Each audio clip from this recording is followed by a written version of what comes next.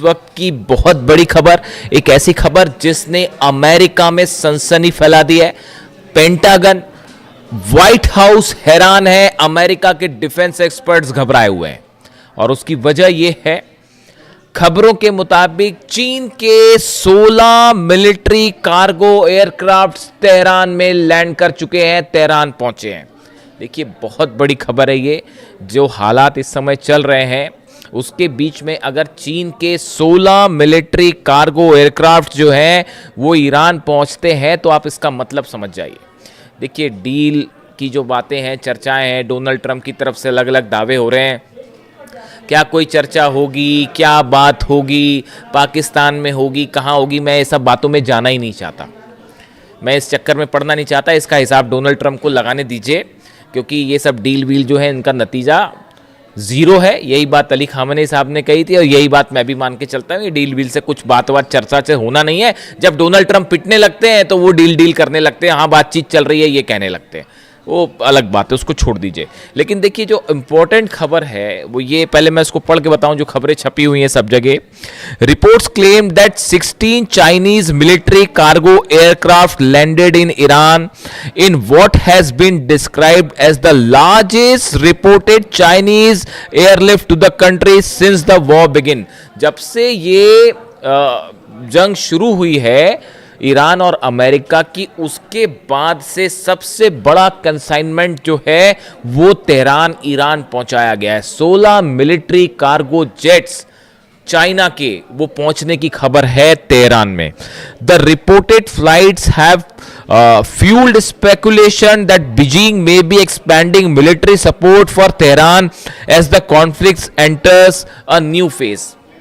जैसे जैसे ये जंग एक नए दौर में प्रवेश कर रही है उस बीच में माना यह जा रहा है कि चीन ने अब खुले तौर पर ईरान की बहुत बड़ी मदद की है।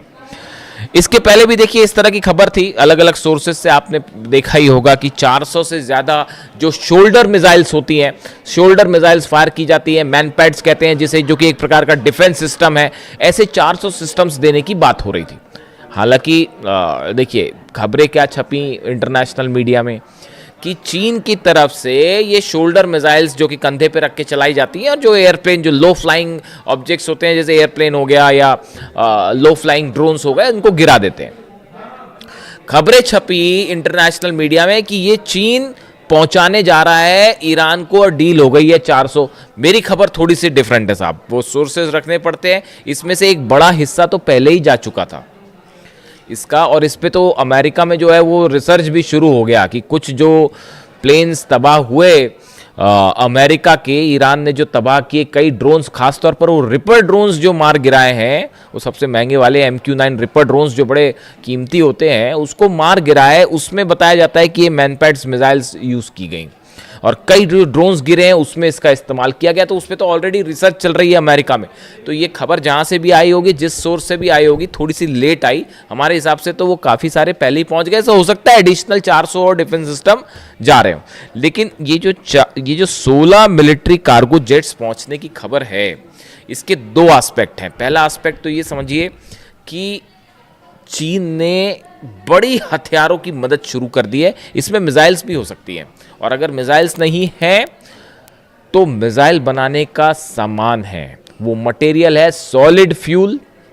देखिए इसी को लेकर जो है बंदर अब्बास में हमले हुए थे। बंदर अब्बास में बताया जा रहा था कि कार्गो शिप्स जो हैं चाइना के, वो वहाँ पर पहुँचे हैं और उसमें जो मिसाइल्स ईरान की हैं इसके लिए जो सॉलिड फ्यूल मटेरियल इस्तेमाल होता है वो पहुंचाया गया चीन से, और इसी को टारगेट करते हुए इजराइल ने बंदर अब्बास पर अटैक किए थे और वहां पर आग भी लगी थी। क्या ये 16 जेट से, बड़ा जो सवाल है कि ये जो 16 जेट लैंड किए हैं, इससे क्या चाइना ने एक बड़ा संदेश देने की कोशिश की है डोनाल्ड ट्रंप को और अमेरिका को? देखिए एक तो स्तर पे आप ये सोच सकते हैं कि हथियार सप्लाई किए हैं चाइना ने और वो ईरान की मदद कर रहा है, बड़ी साफ बात है। लेकिन इसके अलावा क्या एक बड़ा संदेश डोनाल्ड ट्रंप को गया है कि अगर आप ईरान पर हमला करते हैं तो उसका नतीजा यह होगा कि चाइना खुले तौर पर ईरान की मदद करेगा। देखिए, ये जंग आपको लगता है देखने में ऐसी हो सकती है कि ये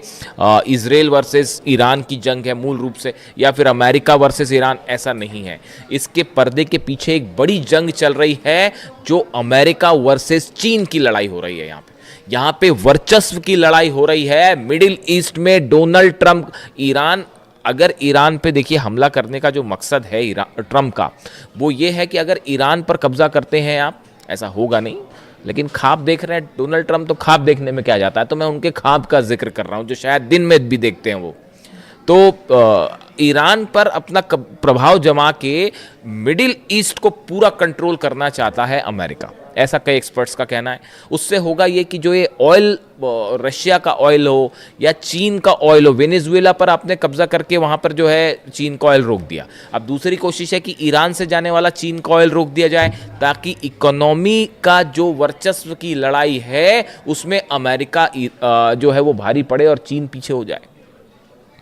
यही बात जो है वो पुतिन कह रहे हैं। पुतिन ने बयान दिया कि ये जो कोशिश है अमेरिका की, ये पुतिन का बयान है मेरे ख्याल से 2 महीने पहले का, आप देख लेना, मिल जाएगा आपको। उसमें ये कहा गया कि अमेरिका जो है वो अगर हेल्दी कंपटीशन करे चीन के साथ तो चीन को भी फायदा होगा, अमेरिका को भी फायदा होगा। लेकिन जंग के तहत सैंक्शंस लगा के, हमले करके चीन की इकोनॉमी को नुकसान पहुंचाने की कोशिश अगर डोनाल्ड ट्रंप करते हैं तो ये बैकफायर करेगी और इससे अमेरिका को ज्यादा नुकसान होगा। यानी आप देखिए कितनी क्लैरिटी के साथ पुतिन समझ पा रहे हैं इस बात को हो क्या रहा है, चीन भी समझ पा रहा है, और किसी सूरत में रशिया और चाइना ईरान में हथियारों की कमी नहीं होने देंगे। देखिए, आप ये सोच रहे हैं, अगर बड़े सारे सवाल जो डोनाल्ड ट्रंप और पार्टी जो है इनकी एडवाइजर्स की पार्टी, ये जो है ये सोच रही थी कि ईरान की मिसाइल ख़त्म कर देंगे।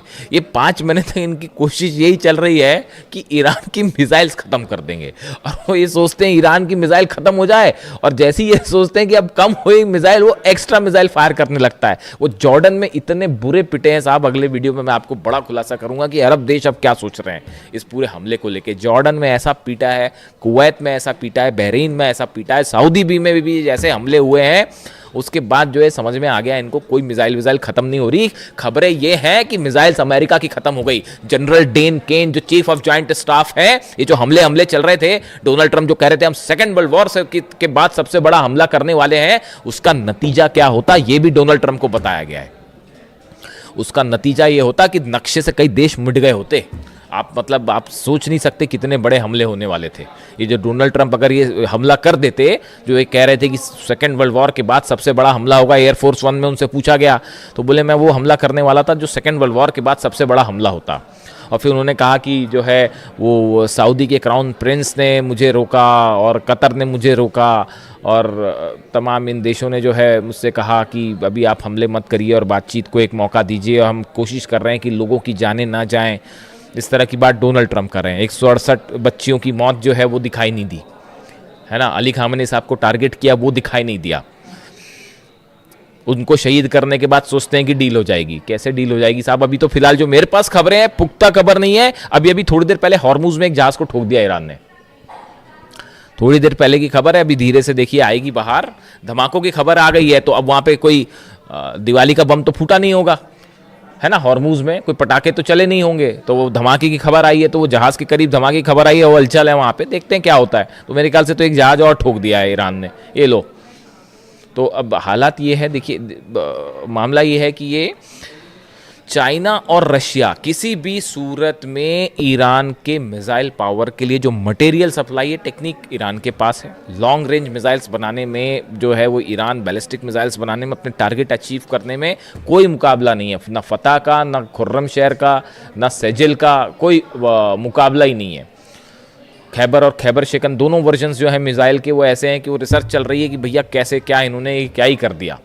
तो और मटेरियल की जो ज़रूरत है वो मटेरियल चीन और रूस से प्रोवाइड हो जाएगा, जो रडार्स हैं वो भी प्रोवाइड हो जा रहे हैं। तो किसी सूरत में चाइना और रशिया जो है वो ईरान को यहाँ पर सेटबैक नहीं होने देंगे, चाहे कितना बड़ा हमला हो जाए। शहादत होएगी, खून खराबा होगा, लेकिन ईरान, देखिए ईरान अपने आप में ईरान नहीं, 9 करोड़ लोग जो हैं वो एकजुट होकर खड़े हैं, तो ये हमले का कुछ नहीं होना जाना, इससे नुकसान होगा, लेकिन ये जंग में ईरान ऑलरेडी जीत चुका है। अब कितनी कोशिश कर ले डोनाल्ड ट्रंप, ये नतीजा बदलेगा नहीं। और ये बड़ा इकोनॉमिक स्टेक लगा हुआ है रशिया और चाइना का ईरान में, वो किसी सूरत में नहीं जो है नुकसान पहुंचने देंगे। बड़ा नुकसान की जंग हो जाए और ईरान हार जाए, ऐसा कतई नहीं होने जा रहा। और ना ही मिसाइल की कमी होने जा रही है, ना ड्रोन की कमी होने जा रही, चाहे जंग आज चले चाहे 5 साल चले। जैसे कि हथियारों की कमी यूक्रेन में नहीं होने दी जा रही, समझिए इस बात को।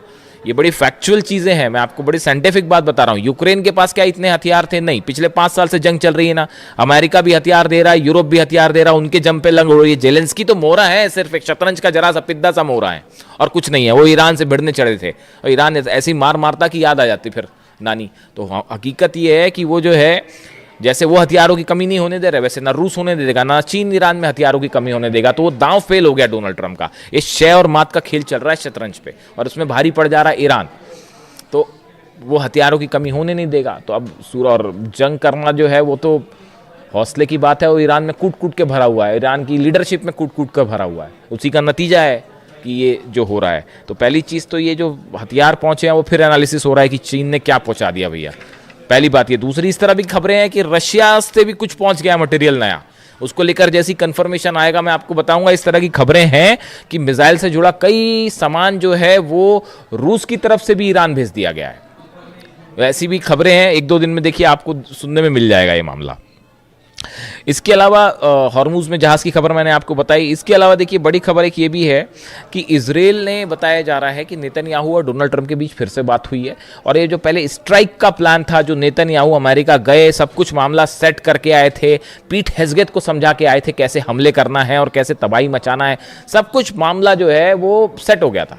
लेकिन उसके बाद जो है एंड टाइम पे स्ट्राइक वापस हो गई, तो नेतन्याहू फिर नाराज बताए जा रहे हैं। अब वो फिर कोशिश कर रहे हैं कि किसी तरह से तैयार किया जाए हमला करने के लिए। तो वो बताया जाता है कि इजराइल ने जो है, नेतन्याहू ने इस तरह की बात की है डोनाल्ड ट्रंप से कि देखिए आप जो भी करें, हमला करना है हमला करो, डील करना जो करना करो, लेकिन इजराइल के इंटरेस्ट पूरे होने चाहिए।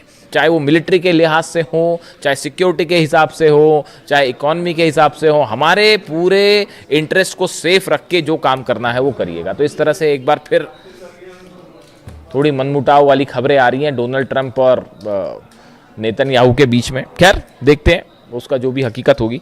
अभी फिलहाल इस खबर से सनसनी है और ब्रिटेन की इकॉनमी को बड़ा नुकसान हो रहा है, वो बाबल मंदेब और हॉर्मुज बंद होने के चलते। वो उसमें चलिए इकोनॉमिक एस्पेक्ट है, मैं उस पर अलग से आऊँगा। लेकिन फिलहाल इस खबर ने पेंटागन और न्यूयॉर्क में, खासतौर पर न्यूयॉर्क में जो एक्सपर्ट्स की कई थिंक टैंक्स होते हैं जो न्यूयॉर्क से ऑपरेट होते हैं और कुछ वॉशिंगटन में, सब में सनसनी फैला रखी। जो भी अपडेट होगा आप तक पहुंचाऊंगा। वीडियो कैसा लगा कमेंट करके ज़रूर बताएं। Thank you so much.